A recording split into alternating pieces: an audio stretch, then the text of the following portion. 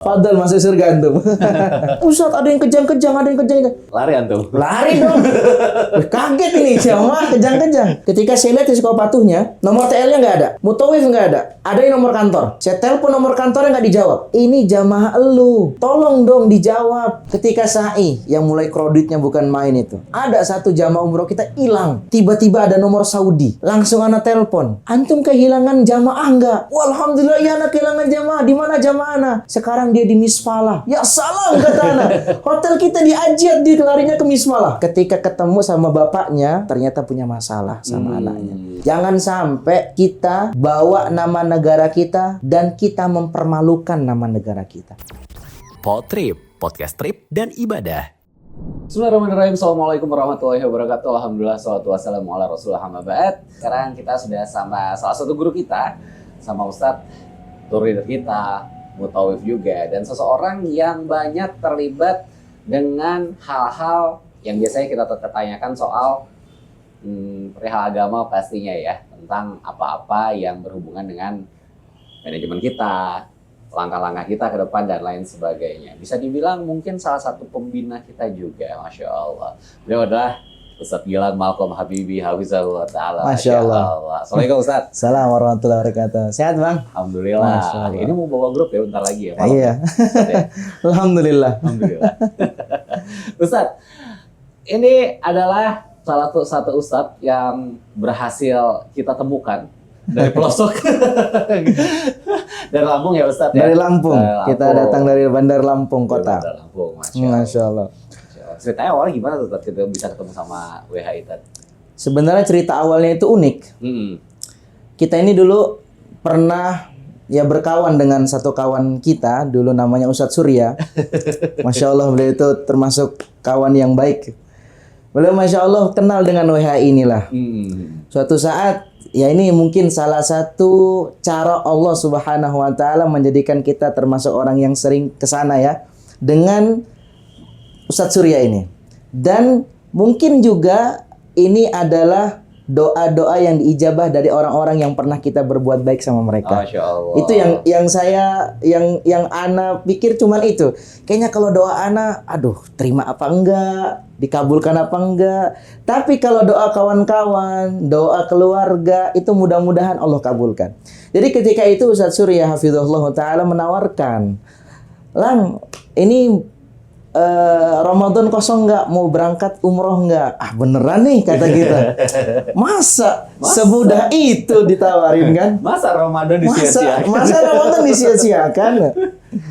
Nah alhamdulillah ketika itu beliau langsung menawarkan dan langsung mengenalkan kami dengan owner langsung WHI Hafizahullah Ta'ala Pak Rifat. Kami ngobrol ketika itu dan alhamdulillahnya yang uniknya kita belum pernah ketemu tatap muka sama owner. Oh iya. Kita belum pernah ketemu. La salam wa la kalam. Belum pernah ketemu sama sekali. Cuman via WA. Dan ketika itu kita ketemu di bandara. Pas mau berangkat. Baru pertama itulah kami ketemu di bandara. Tapi alhamdulillah beliau termasuk orang yang baik yang kami lihat. Jadi seperti itu awal kenal. Ya kalau kita bahasakan pandangan pertama dengan WHI seperti itu. Jadi gitu bang. Ya, Ustadz kan sekarang sudah sering ya membawa Alhamdulillah jemaah ya, alhamdulillah.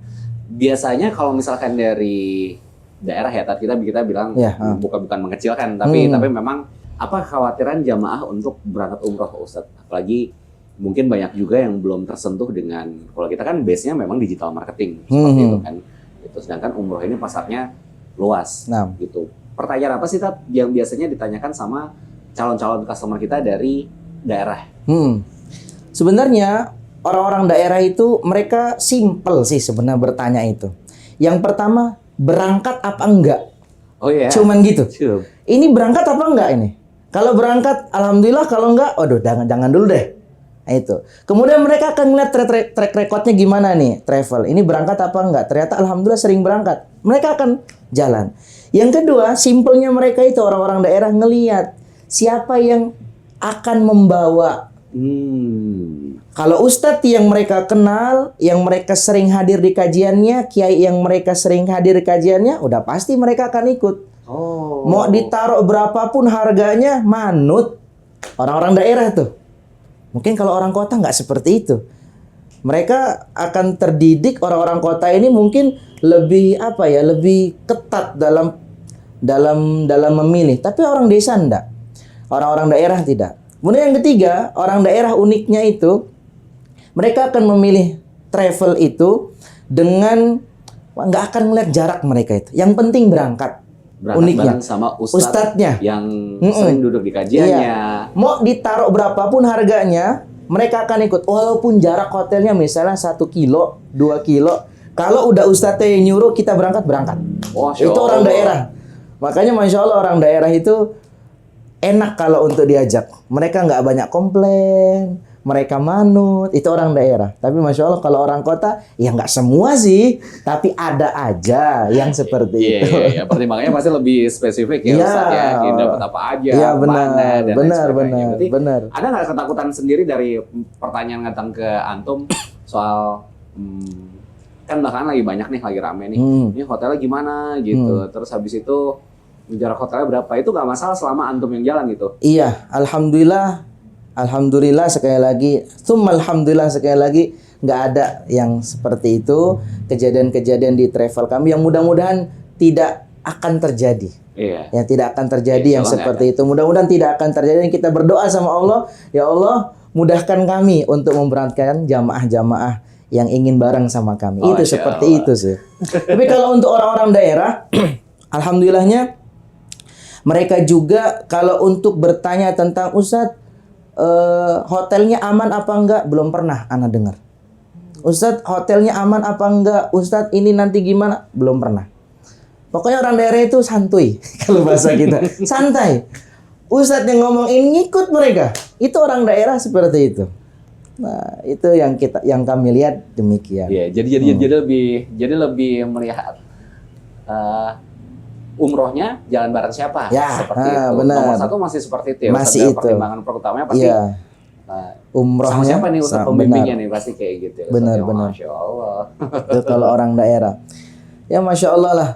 Memang terjadi perbedaan sih antara orang kota sama orang daerah itu. Terkadang orang kota juga masih di antara mereka ngelihat umrohnya bareng siapa.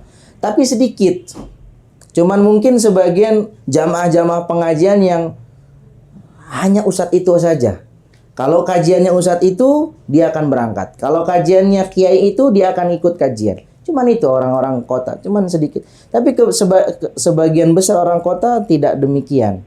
Mereka akan melihat fasilitasnya bagaimana, kemudian juga hotelnya bagaimana, bintang 3, bintang 4, atau bintang 5. Kemudian dari travelnya bagaimana, semuanya akan dilihat sama orang kota. Tapi kalau orang daerah tidak. Oh, Masya Allah. Nah, gitu. Seperti Intinya itu, lebih Bang. santuy lah ya. Lebih santuy orang daerah itu. Santuy orang daerah. Pokoknya keren orang daerah. Oke.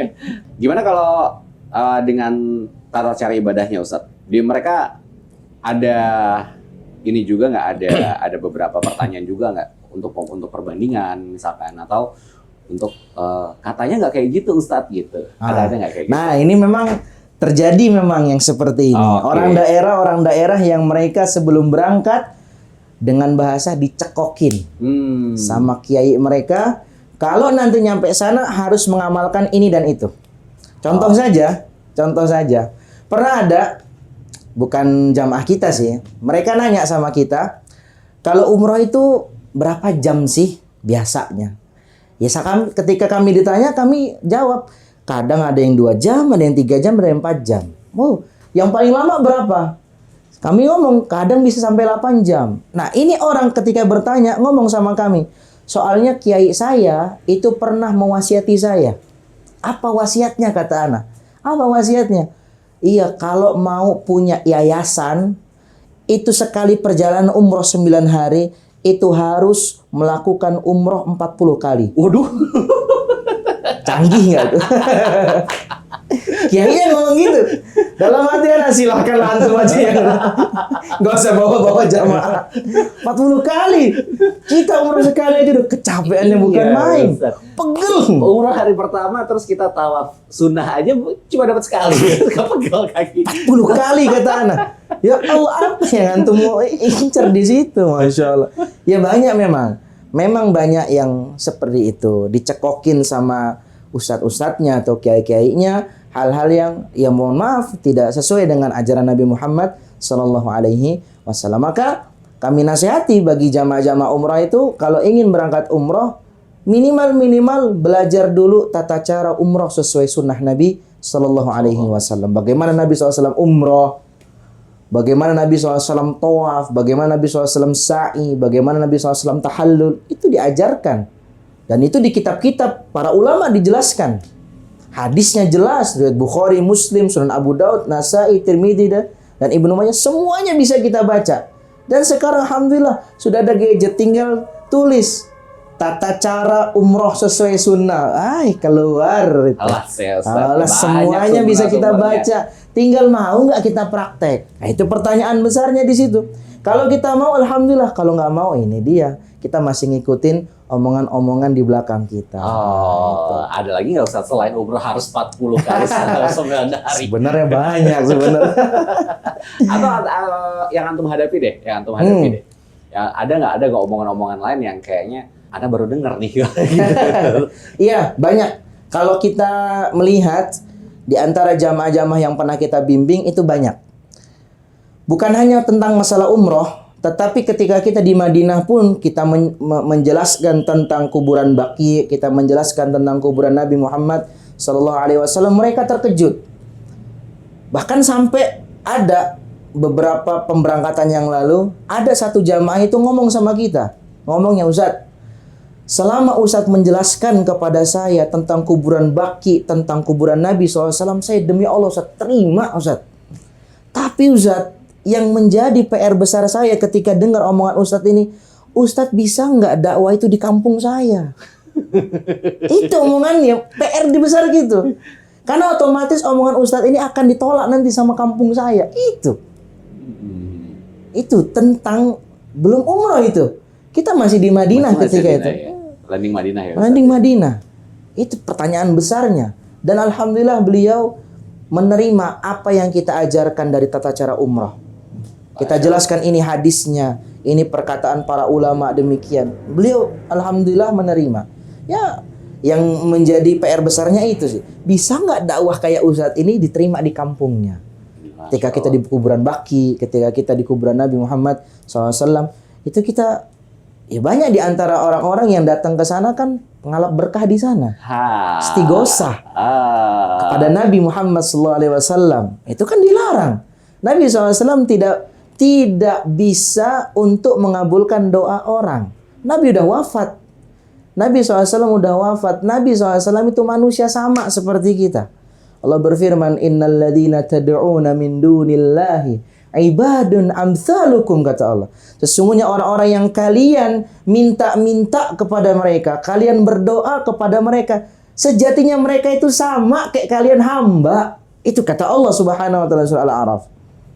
Jadi itu yang kita ingatkan kepada jamaah, terutama jamaah umroh bersama kami. Kami ingatkan nggak boleh minta kepada Nabi Muhammad SAW, nggak boleh minta kepada Abu Bakar, nggak boleh minta kepada Umar, nggak boleh minta kepada para penghuni Baqi, nggak boleh. Itu semua perbuatan-perbuatan yang mengandung kesyirikan. Dan bahkan kalau orang dia keyakinannya besar bahwa Nabi bisa menerima doa, menjawab doa, Abu Bakar bisa menghilangkan madorot, mendatangkan manfaat, bisa terjatuh ke dalam kekufuran. Itu yang kita jelaskan. Makanya orang tadi mengatakan, dakwah kayak Ustadz ini bisa nggak nyampe ke kampung saya? Nah itu pertanyaan besar orang itu. Saya katakan, mudah-mudahan bisa ya Pak ya.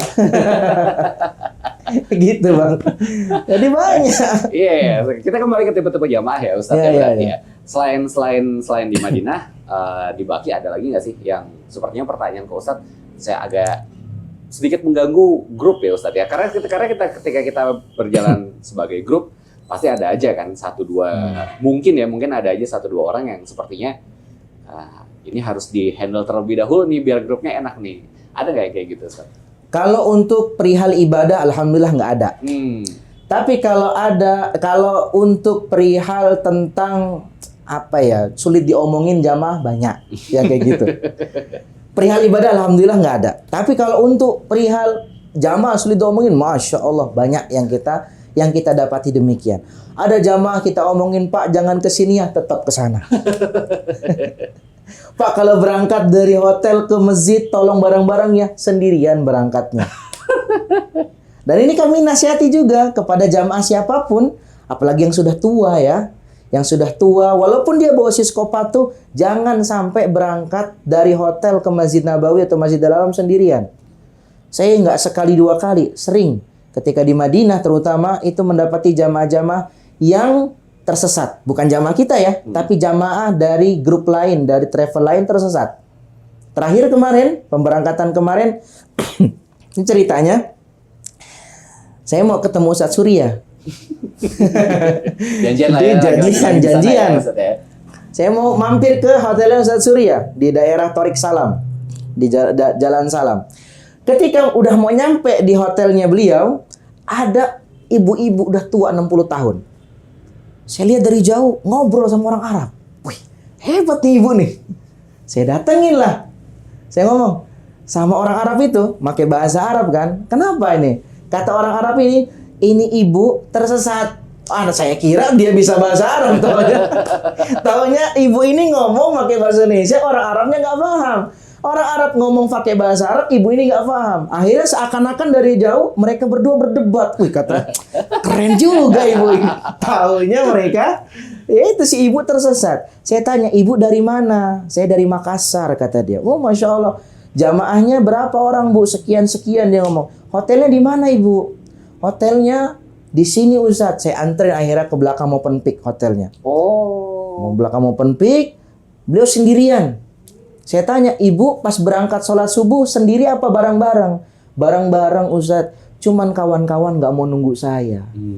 Itu penyakitnya di situ. Kawan-kawannya nggak mau nunggu saya. Akhirnya dia salah ngambil gerbang, nomor gerbang. Yang harusnya sekian jadi dia ngambil nomor sekian. Nah itu juga permasalahan yang sering terjadi di antara jamaah-jamaah umroh.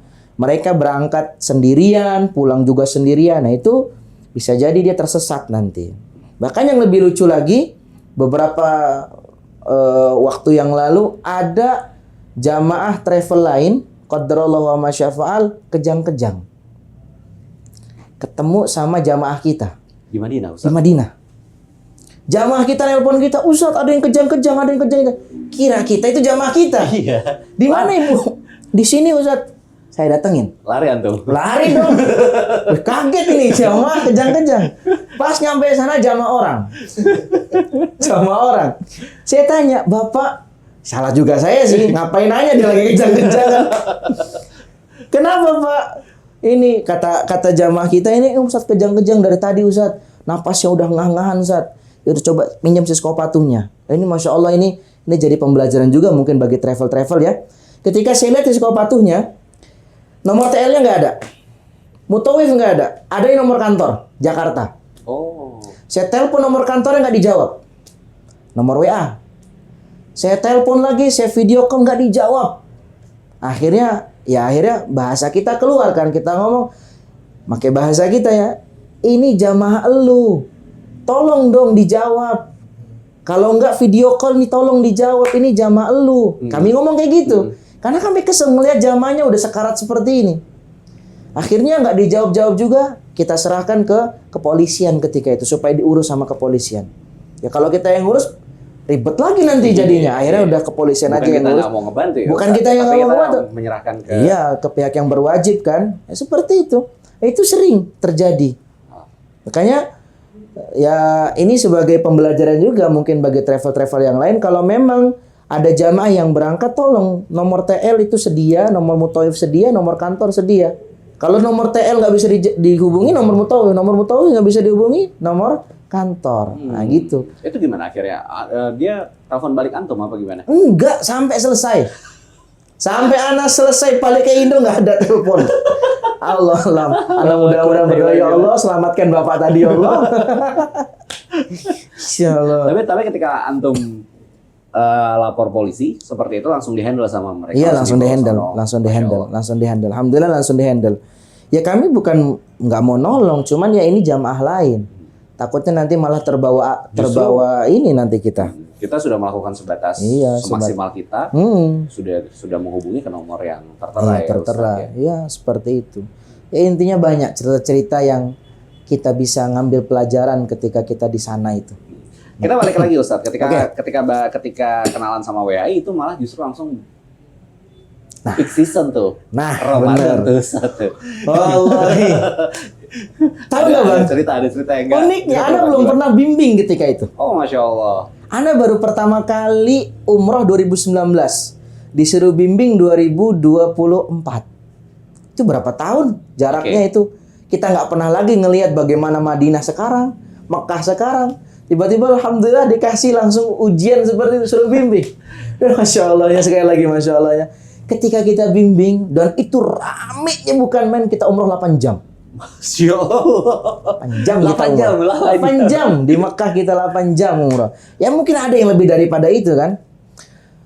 Ketika tawaf, Alhamdulillah selesai. Oh, Alhamdulillah. Belum nggak tahu berapa jam lah ya. Iya. Pokoknya tawaf udah lah ya. Tawaf. Ketika sa'i, yang mulai kreditnya bukan main itu. Ada satu jamaah umroh kita hilang. Masya Allah. Di putaran keempat sa'i. Waduh, udah pusing kita. Udah nggak bisa lagi kita kendalikan. Jamaah udah kesana kemari, udah pecah udah. Itu pakai formasi apa aja udah Nggak bisa itu. Ustaz. Udah nggak bisa, Udah nggak Masya bisa. Allah itu. Akhirnya keluar dari tempat sa'i, itu Masya Allahnya Ana belum tidur malaman itu. Dari Indona tidur cuma berapa jam di pesawat, qadarullah ada kendala nggak jadi tidur. Nyampe di Mekah juga qadarullah telat, kita nyampe Mekah langsung umroh, nggak istirahat sama sekali. Nyampe pas lagi tawaf, lagi sa'i, dapetin kejadian seperti itu. Keluar dari tempat sa'i jam 8 pagi. Masya Allah. Jam 8 pagi kita keluar. Waduh. Dan Masya Allahnya, yang Ana bimbing ketika itu langsung owner. Dak dik dukser. Ini kalau bermasalah kita yang kena. Iya. Dak dik dukser.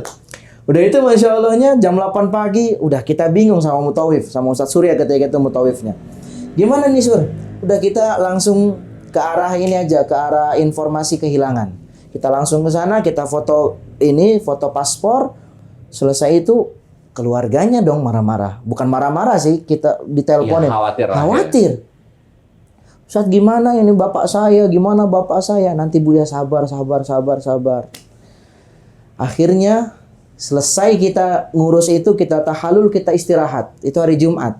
Oh, ini karena ini istirahat karena memang perjalanan panjang, umrohnya panjang. Umroh panjang kita capek. Akhirnya ya itu sudah sebatas Udah nggak kemampuan bisa. kita ya. Nunggu juga sudah ya Ustaz. Ngantuk, mata ini kayaknya udah 5 watt, kaki dah kado ya Allah. Kalau bisa dipotong-potong dan nih kaki ini. Sudah itu udah istirahat kita. Ba'da Jumat ba'da Jumat jam-jam sekitar jam 2 kita berangkat lagi. Mutawif pakai pakaian ihram, beliau ke sa'i, ke tempat sa'i. Siapa tahu bapak itu tadi tidur di tempat sa'i nungguin kita. Saya ke belakang Masjidil Haram, ke daerah Gaza sana. Saya nyari, muter-muter. Mutawif juga muter-muter.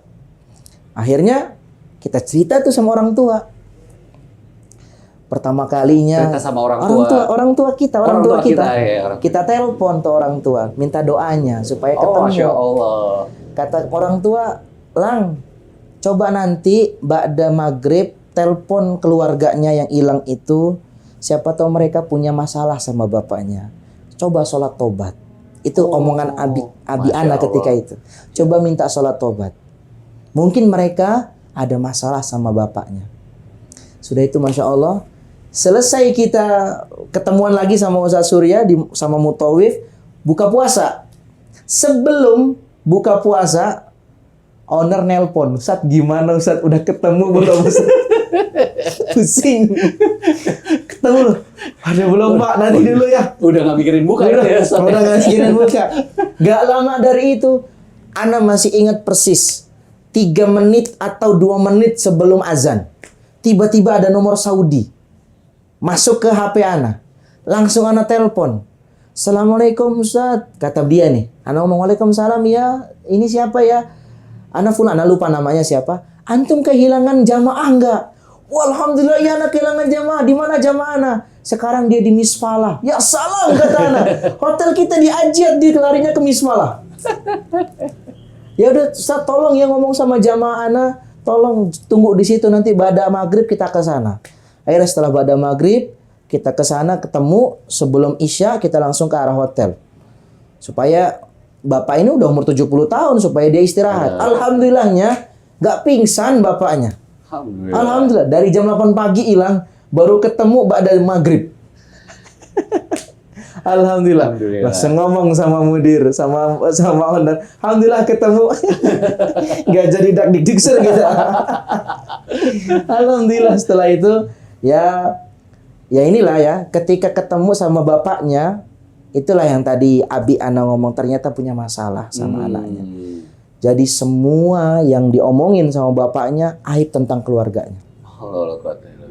Nah itu langsung kita omongin ke anaknya seperti itu.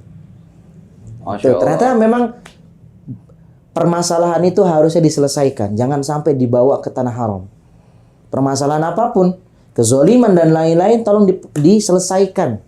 Jangan sampai dibawa ke tanah haram, akan berlanjut nanti sampai dosa kita. Makanya nasihat juga bagi jamaah-jamaah. Kalau ada dosa, apapun itu dosanya, berkaitan tentang kezoliman, mengambil harta orang dan lain-lain, minta maaf dulu sebelum berangkat umroh. Takutnya kita nyampe sana di Indonesia doa jelek.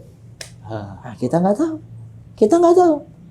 Di Indonesia kita doa untuk kita jelek dari orang-orang yang pernah kita zolimi. Kita di tanah Arab kita doanya baik. Iya, kontradiksi banget ini. Entah siapa yang menang kan ini. Doa baik sama doa buruk. Nah, makanya nasihat kami kepada jamaah umroh, sebelum berangkat minta kehalalan dulu sama orang-orang yang pernah kita zolimi. Oh, Masya Allah. Supaya nggak bawa-bawa nyampe sana. Itu berhubungan dengan yang tadi Ustaz bilang ya. Iya, benar. Psikopat-patuhnya berarti worse ya. Sangat bekerja ya Ustaz. Iya, benar. Ada yang tersesat langsung telepon gitu. Ada nomor tour leadernya, ada nomor mutawifnya, atau ada nomor kantornya. Itu bisa langsung ditelepon, bisa langsung dilacak seperti itu. Itu alhamdulillahnya demikian. Itu umroh pertama. Umroh pertama. Kesan pertama, kesulitan pertama, manis pertama di situ. Itu umroh pertama itu. Umroh pertama. Itikafnya di Madinah ya. Itikafnya ketika itu di Madinah. Alhamdulillah itikaf kita di Madinah, mengambil itikaf di Madinah, dan itu nikmat banget itikaf di Madinah. Itikaf di Mekah juga nikmat, tapi rame. Itu bedanya itikaf Mekah sama Madinah. Kalau Mekah ramenya, padatnya bukan main, nikmat. Madinah nggak terlalu rame tapi nikmat. Tinggal pilih nanti jamaah mau umroh mana nih, Mekah atau Madinah. Ya, Allah. Tinggal dipilih nanti. Mekah rame, padat, nikmat. Madinah agak longgar, nikmat. Ayo yang mana si jamaah pilihnya? Dua masjid ini dua masjid mulia. Masjidil Haram mempunyai kemuliaan yang sangat besar. Masjid Nabawi pun sama. Tapi benar nggak sih Ustadz, selama Rasulullah SAW hidup, beliau itu tidak pernah iktikaf di Masjidil Haram, Ustadz. Selalu di Masjid Nabawi. Benar. Nabi SAW tidak pernah melaksanakan iktikaf di Masjidil Haram. Beliau tidak pernah iktikaf di Masjidil Haram. Iktikaf dalam artian iktikaf ini ya, iktikaf 10 malam terakhir. 10 malam terakhir ya, beliau tidak pernah melaksanakan iktikaf di Masjidil Haram.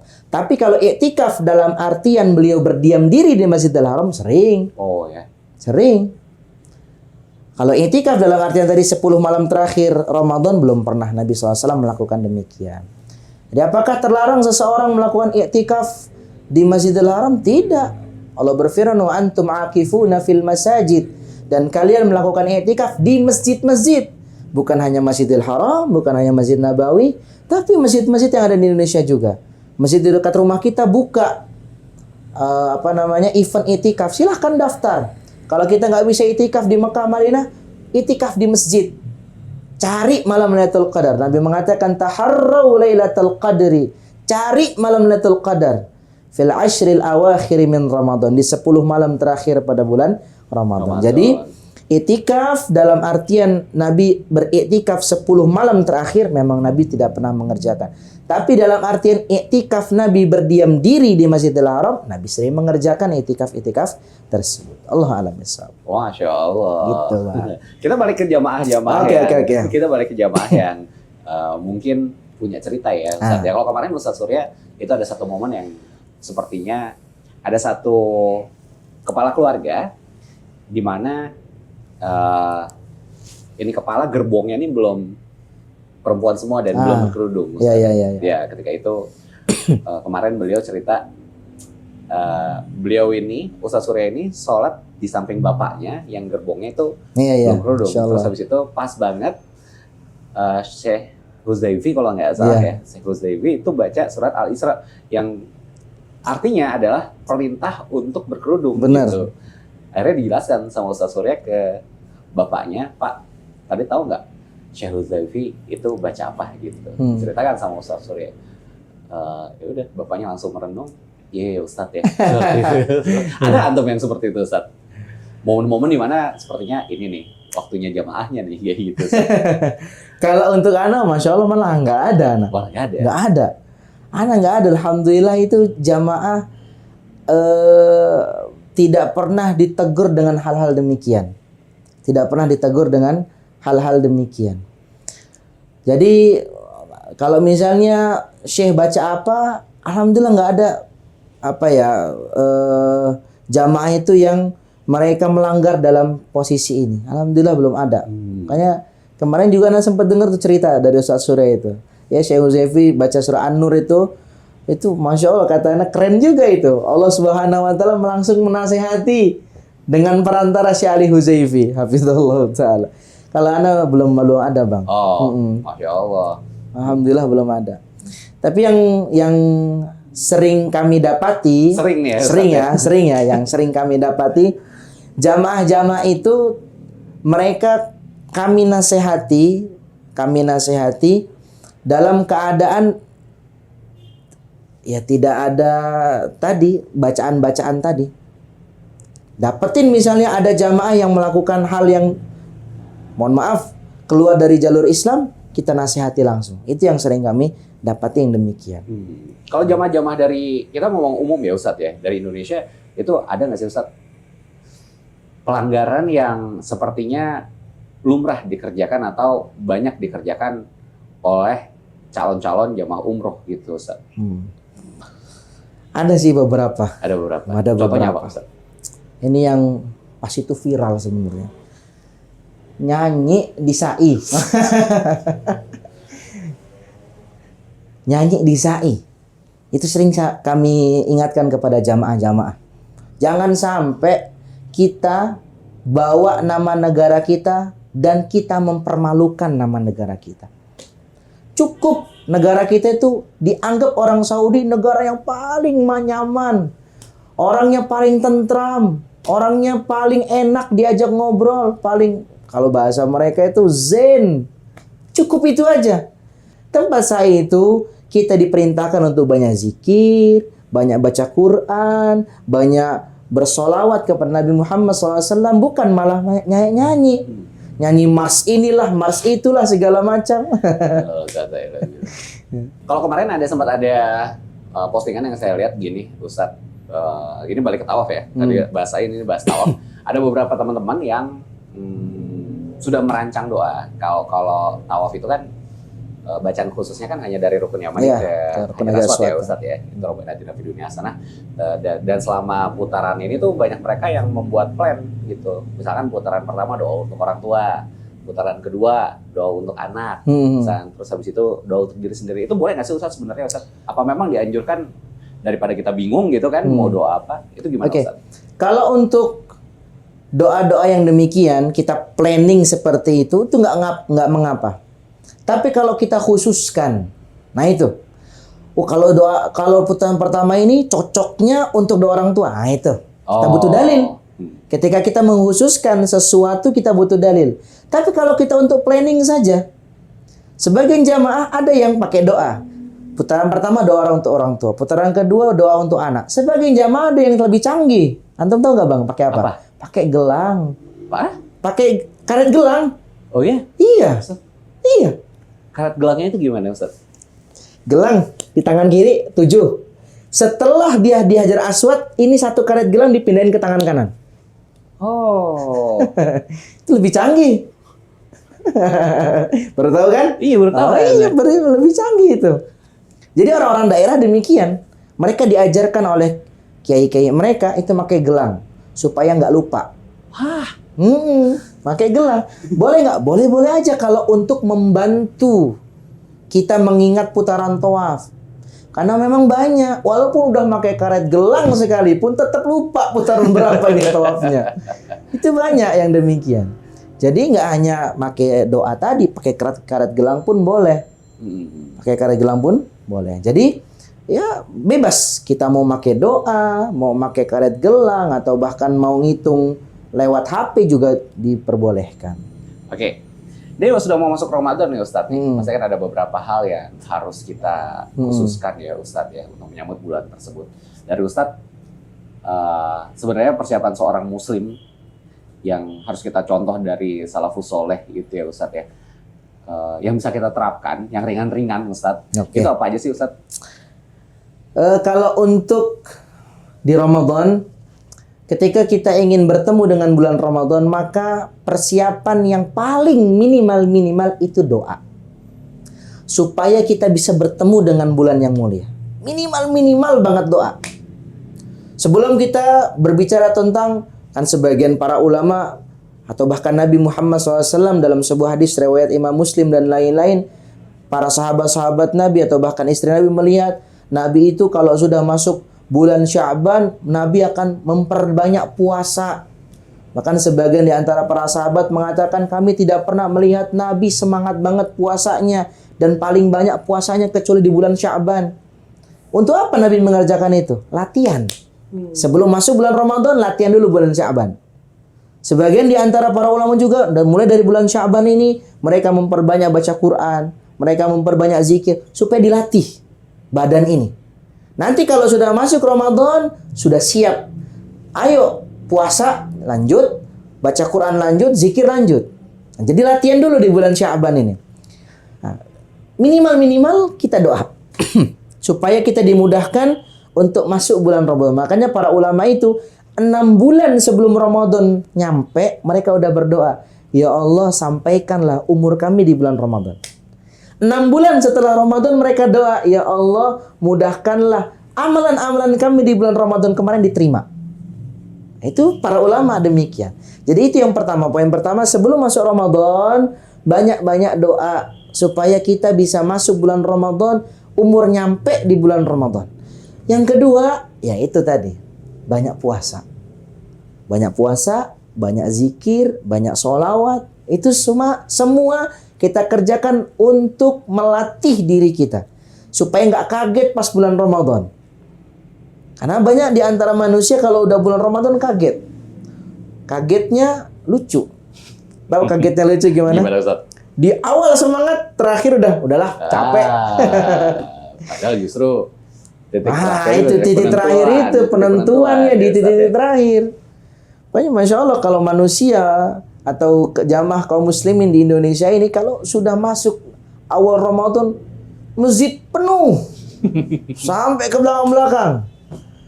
Akhir Ramadan ada kemajuan softnya. Yang tadinya 10 soft tinggal 1 soft, 2 soft. Ini orang-orang zaman sekarang demikian. Dan bahkan mereka lebih senang untuk tawaf. Bukan tawaf di Ka'bah, tapi tawaf di mall. Lebih ramai mereka tawaf di mall daripada ketimbang mereka tawaf atau mereka berdiam diri i'tikaf di masjid-masjid kaum muslimin. Jadi itu kita melatih diri kita supaya tatkala masuk Ramadan ini diri udah siap, badan udah siap, kemudian juga hati udah siap. Kita latih diri kita. Yang ketiga, setelah kita melatih ini diri dengan banyak puasa dan lain-lain, pertama doa, yang kedua melatih diri. Yang ketiga, saya sarankan kepada kawan-kawan sebelum masuk bulan Ramadan itu belajar fikih Ramadan. Nah, ini penting nih. Kembali ini lagi penting. lihat catatannya. Iya, lihat catatannya. Searching di YouTube, di Google, fikih Ramadan bagaimana. Ini penting. Jangan sampai, mohon maaf dengan bahasa ya, tatkala kita ingin buang air besar belum tahu kita caranya gimana. Itu kan lucu. Ini udah mau dekat Ramadan, tapi kok kenapa kita belum baca fikih Ramadan? Apa saja yang membatalkan? Bagaimana puasa itu? Bagaimana puasa seseorang bisa sempurna? Apa saja amalan yang bisa mempengaruhi puasa seseorang itu bertambah pahalanya? Terus kita harus belajar itu. Jangan sampai kita malah lupa dengan hal-hal demikian. Kita lebih fokus untuk beli takjil. Ini hari pertama takjilnya apa ya? Ngomong sama istri. Dek, apa Dek takjil hari pertamanya, Dek? Es buah, es apa nih? Jangan cuman itu. Belajar fikih Ramadan. Ajak istrinya. Yuk, cari di Jakarta ini. Kajian mana fikih Ramadan? Datengin. Di Blok M, datengin Blok M. Di ini datengin. Supaya kita dengan istri kita, dengan anak kita itu terdidik. Dan kita mempunyai wawasan untuk bertemu dengan Ramadan dalam keadaan sudah siap. Oh, ini nggak boleh. Ini boleh. Ini bisa membatalkan puasa. Ini bisa menghapus nilai puasa. Ini bisa mengurangi nilai puasa. Nah, itu yang penting demikian. Jadi fikih Ramadan itu penting. Fikih Ramadan itu penting. Seperti itu, Bang. Masya Allah. Jadi tadi 3 ya Ustadz ya. 1 kita harus berdoa untuk sampai ke bulan yang suci tersebut. Terus habis itu nomor 2 adalah latihan. Nomor 3 jangan lupa fikir Ramadannya di murojaah. Iya, dikulik-kulik. Di murojaah bahasanya. Di murojaah kembali. Masya Allah. Gimana dengan umroh Ramadan, Ustaz? Waduh, umroh Ramadan itu umroh paling nikmat. Walaupun rame, nikmat. Masya Allah. Kenapa dibilang nikmat? Tahu nggak Bang, kenapa nikmat? Kenapa, Ustaz? Euforianya. Euforianya, Ustaz. Nggak ada tandingannya itu. Kata Ustadz Umar tuh kalau di itikaf di Mekah, di Haram itu memang war semua ya Ustadz ya. Tempatnya Euforianya, war. tempatnya war. Perang lagi. Masjidnya war gitu. Ambil bukaannya juga katanya begitu, Ustadz. Seperti itu. Itikaf atau umroh ketika Ramadan itu nikmat bukan main. Dari sisi pahala besar banget. Masya Allah. Nabi Muhammad SAW mengajarkan dan memberikan informasi kepada kita demikian. Al-umratu fi Ramadan ta'dilu hajjatan. Umrah pada bulan Ramadan itu setara dengan haji. Dalam riwayat lain, hajjata ma'i. Haji bersamaku. Ini pahalanya doang nih. Pahalanya doang. Belum lagi ketika umrah di bulan Ramadan, di bulan suci, di bulan indah, di bulan yang dimana diturunkan Al-Quran di situ. Dia mendapatkan, misalnya orang ini tatkala umroh dia mendapatkan yang nggak dia enakan, dia bersabar. Berapa coba pahalanya yang dia dapatkan? Makanya umroh bulan Ramadan nikmat banget. Nikmat banget umroh pada bulan Ramadan. Masya Allah. Walaupun memang sebagian di antara para ulama ini disebutkan oleh Al-Imam Ibnu Rajab dalam kitab beliau Lataiful Ma'arif, beliau menyebutkan sebagian di antara para ulama mengatakan umroh paling afdol itu di bulan Ramadan. Karena dalil-dalil yang berkenaan itu sangat banyak. Tapi sebagian di antara mereka yang lain, mereka mengatakan umrah paling afdol itu Dzulqa'dah. Dzulqa'dah malah. Kenapa? Kenapa Ustaz? Karena Nabi SAW, beliau berapa kali? Dalam satu hidup beliau berapa kali beliau umrah? 4 ya bukan Ustaz? 4 kali. Semuanya di bulan Dzulqa'dah. Oh Masya Allah. Baru tahu nah Ustaz. Semua di bulan Dzulqa'dah. Itu makanya di antara para ulama mengatakan Dzulqa'dah yang lebih afdol. Karena Nabi SAW 4 kali beliau umrah di bulan Dzulqa'dah terus. Tapi sebagian yang lain mengatakan umrah Ramadan paling afdal. Maka kita katakan kalau ingin menjadi orang yang baik 2 kali umrah tuh kalau bisa. Kalau memang dibuka sama pemerintah Saudi ya. Itu kembali lagi ke keputusan pemerintah Saudi. Biasa kan dari Syawal akhir kan udah ditutup kan untuk umrah. Ya. Ini bahkan update terakhir waktu kita bikin podcast ini Ustaz, tanggal 15 Syawal udah. Iya. Batas terakhir masuk. Nah, itu 13 April berarti. Berarti kan Dzulqa'dah yang bisa dapetin orang-orang yang haji. Betul. Nah, itu makanya mereka dapat banyak tuh keutamaan. Apalagi sebelum itu mereka umroh Ramadan. Waduh. Masya Allah. Udah itu. Kalau kita bisa gambarkan Fadl langsung masuk surga antum. Masya Allah. Amin. Amin. Mudah-mudahan ya. Mudah-mudahan. Ya Ramadan umroh, Dzulqa'dah umroh, Dzulhijjah haji. Waduh. Fadl masuk surga antum. Mudah-mudahan ya kita berharapkan demikian. Lengkap ya udah kalau bisa. Aduh, Masya Allah itu. Ya. Oke, terakhir nih Ustadz nih, banyak dari teman-teman kita yang merasa masih takut untuk umroh ataupun haji. Yang umroh tuh bilang takut nanti semua dosanya atau kejelekannya itu dibalas di sana Ustadz. Terus yang haji juga mungkin banyak dari kita yang sudah mampu tapi sepertinya merasa belum terpanggil. Gimana menurut antum Ustadz? Mungkin ini adalah jawaban sekaligus nasihat terakhir antum di podcast ini Ustadz, dan monggo ditutup dengan doa kafaratul majelis. Kawan-kawan sekalian rahimakumullah jami'an, bagi kawan-kawan yang belum mau berangkat haji dan umroh karena takut dibales, maka kami nasihati takutlah kepada Allah Subhanahu wa taala. Kalau sekiranya haji dan umrah itu ada balasan, ya ini maksudnya balasan tadi, takut dibalas karena dosa, nggak ada yang mau haji sama umrah kalau gitu. Maka sebelum kita berangkat untuk haji dan umrah, kita banyak-banyak taubat kepada Allah Subhanahu wa taala. Ketika seseorang memperbanyak taubatnya kepada Allah Subhanahu wa taala sebelum haji dan umrah, Allah Subhanahu wa taala akan menjamin kehidupan kita nanti di Mekah dan Madinah. Maka jangan takut Allah balas, enggak, jangan takut, tobat. Minta maaf sama Allah Subhanahu wa taala. Bagi orang-orang yang punya uang banyak tapi belum mau umroh sama haji, karena di framing sama orang bahwa umroh sama haji cuman memperkaya Arab Saudi. Atau dengan bahasa lain, takut miskin. Nggak berangkat haji sama umrah, takut miskin. Ingatlah, Nabi Muhammad SAW mengatakan, tabi'u bainal haji wal umrah, fa innahuma yanfiyanil faqra wal dhunub. Ikutilah antara haji dan umrah, karena kedua-duanya bisa menghilangkan kefakiran dan dosa. Nabi yang mengatakan, bukan saya, bukan Bang Angga yang mengatakan, bukan. Nabi Muhammad, Nabi saya, Nabi jamaah. Kemudian juga bagi orang-orang yang bisa berangkat haji, cuman nggak mau berangkat haji. Mungkin dia berpikir nanti aja berangkat haji kalau udah tua. Sekarang pertanyaannya, siapa yang menjamin Anda masih hidup sampai tua? Nabi mengatakan, ta'ajjalu ilal hajj. Cepat-cepat kalian untuk berangkat haji. Fa inna ahadakum la yadri ma ya'ridulah. Karena sebagian di antara kalian dan bahkan kita semua nggak ada yang tahu apa yang akan kita temui nanti. Bisa kita sakit. Bisa kita mengatakan nantilah saya haji umur 70 tahun. Umur 69 wafat. Umur 68 wafat. Bahkan sehari setelah dia mengatakan demikian, dia wafat. Mungkin itu semua. Maka jangan sekali-kali kita menunda-nunda kebaikan.